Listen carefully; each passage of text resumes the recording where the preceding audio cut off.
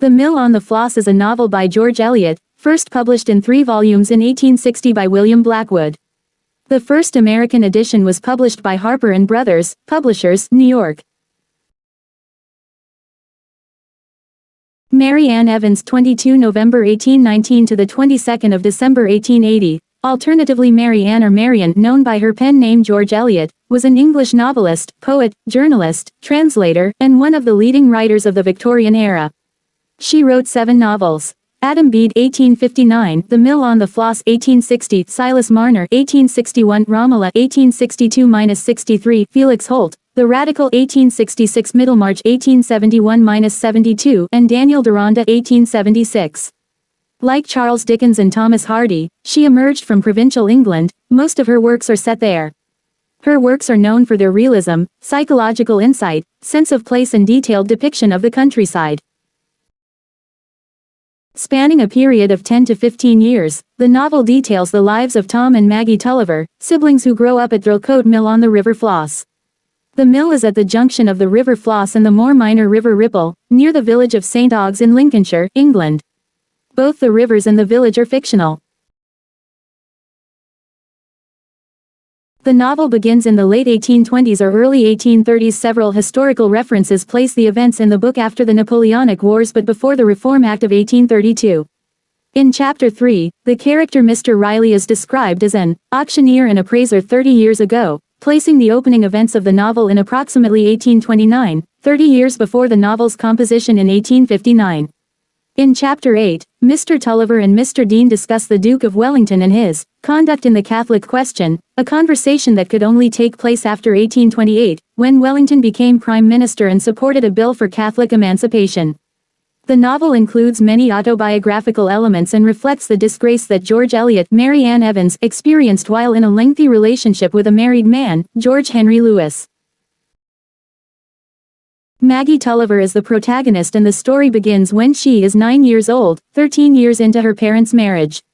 Her relationship with her older brother Tom, and her romantic relationships with Philip Wakeham, a hunchbacked, sensitive and intellectual friend, and with Stephen Guest, a vivacious young socialite in St. Ogg's and assumed fiancé of Maggie's cousin Lucy Dean, constitute the most significant narrative threads.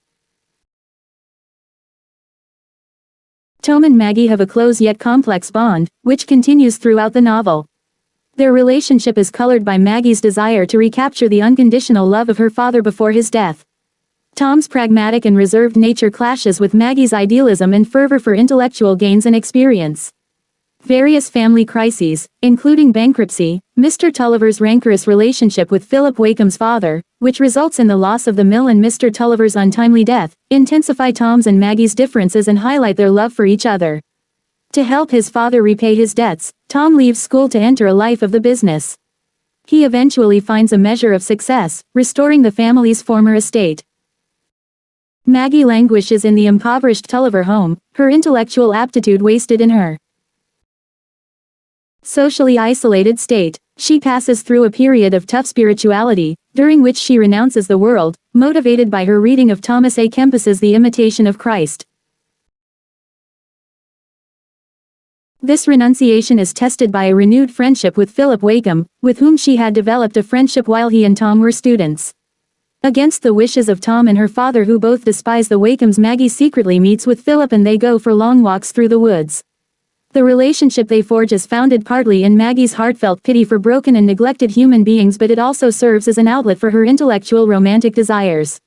Philip's and Maggie's attraction is, in any case, inconsequential because of the family antipathy.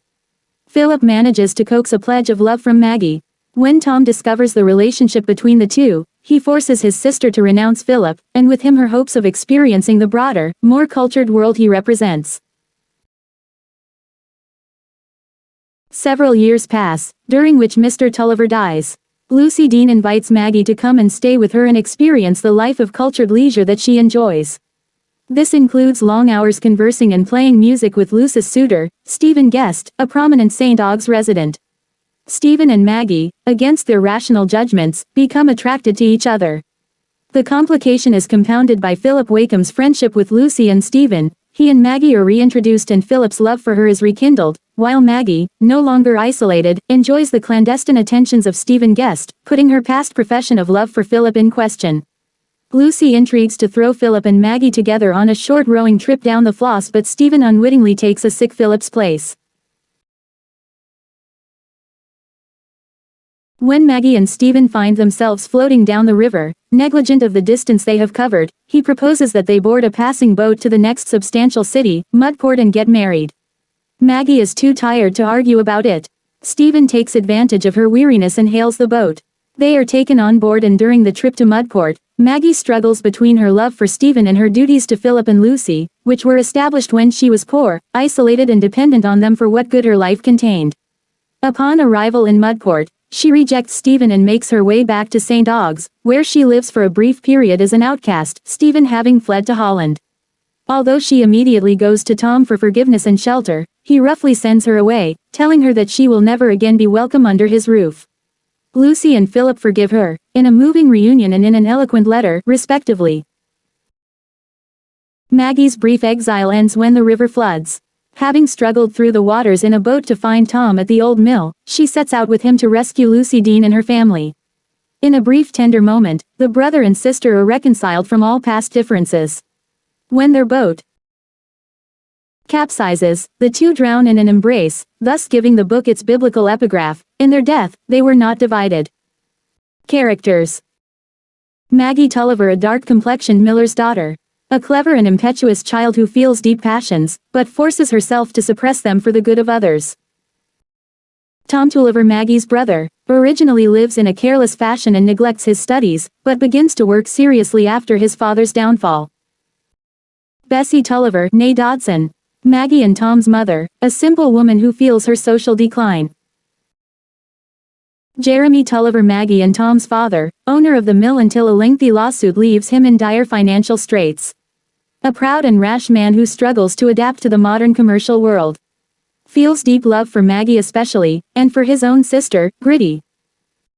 Philip Wakeham, hunchbacked classmate of Tom, and friend, suitor to Maggie. Stephen Guest, affluent suitor to Lucy, who also has eyes for Maggie. Mr. Wakeham, Philip's father and rival of Mr. Tulliver. Emily Wakeham, née Clint, mother of Philip, dies before the events of the book. Lucy Dean Toman, Maggie's cousin, a pretty, fair-haired girl, presumed to be betrothed to Stephen Guest. Miss Guest and Laura Guest, sisters to Stephen, figures in local society and friends to Lucy. Mr. Riley, auctioneer and appraiser, a friend of Mr. Tulliver. Reverend Walter Stelling, teacher of Tom and Philip. Dr. Ken, the clergyman of St. Augs. Bob Jakin, a childhood friend of Tom who later helps Tom in business. Both Tom and Maggie stay at his house at different times.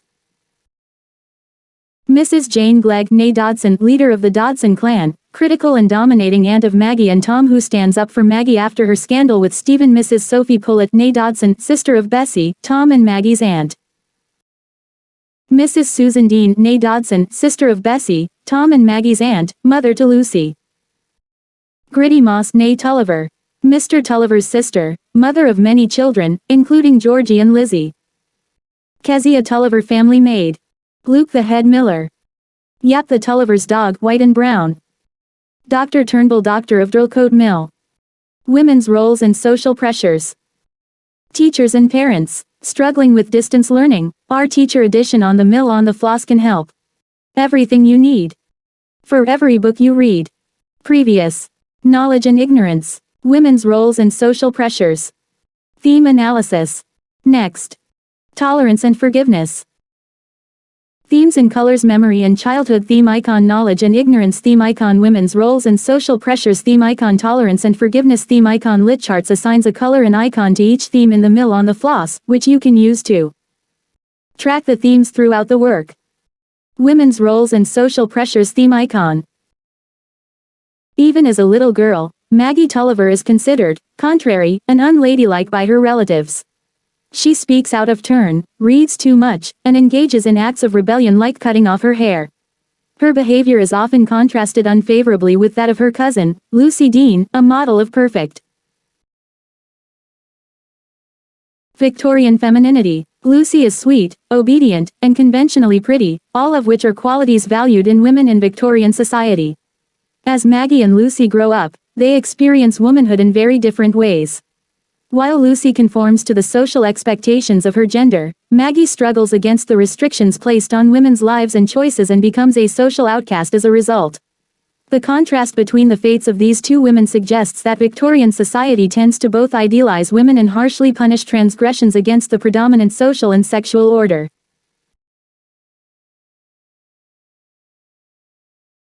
The social organization of St. Aug's, and a British society in the mid-19th century in general, emphasizes the status of women as property.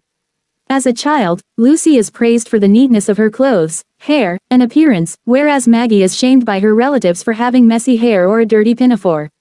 This suggests that women are valued for their appearance and ability to please others. In her childhood, Maggie is also constantly reminded of her second-class status. Unlike Tom, she is not given a rigorous education, since her schooling is designed to prepare her to be a wife and mother. When she looks at her brother's geometry textbook, Tom reminds her that girls can't do Euclid, and his tutor Mr. Stelling remarks that women couldn't go far into anything. Although she shows significant intellectual aptitude, Maggie is thought unfit for higher study simply by virtue of her gender. Maggie's subordination to Tom is also brought to light in other, subtler ways.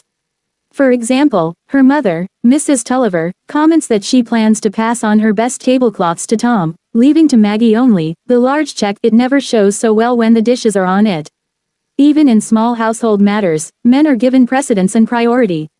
Yet women in Maggie's position are unable to forge a separate identity from their family, as illustrated by Mr. Wakeham's comment that, "We don't ask what a woman does, we whom she belongs to." Mr. Wakeham, the lawyer who feuded for a decade with Tulliver family, points out to his son Philip that he can't marry Maggie because of the family quarrel. It doesn't matter what Maggie did in this conflict, she is guilty merely by association, because she belongs to the male Tullivers. Lacking agency of their own, women's identities are subsumed into those of their husbands and families. As Maggie grows into adulthood, she continues to struggle with her lack of agency in the world. In the wake of the Tulliver family's bankruptcy, Tom goes to work for a shipping company and begins to make his fortune. Maggie, by contrast, has to remain at home, submit to her circumstances, and wait passively for a change in her life. When they are children, Tom points out to Maggie that he has more financial power than her by virtue of his gender. "I've got a great deal more money than you, because I'm a boy. I always have half sovereigns and sovereigns for my Christmas boxes, because I shall be a man, and you only have 5-shilling pieces, because you're only a girl." This small discrepancy in their allowances as children mirrors the larger financial inequality between them as adults, a discrepancy that, in turn, further limits Maggie's autonomy. Tom reproaches Maggie for disobeying him and continuing her friendship with Philip Wakeham behind his back. In response, she points out that his authority over her life is grounded in his social position, "Because you are a man, Tom, and have power, and can do something in the world." Maggie's inability to do something is a constant source of frustration to her, since she feels that it prevents her from helping her family or herself.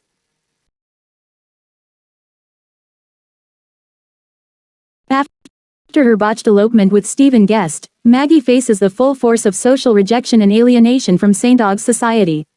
Because she has transgressed the bounds of acceptable feminine behavior, she lives as a virtual outcast.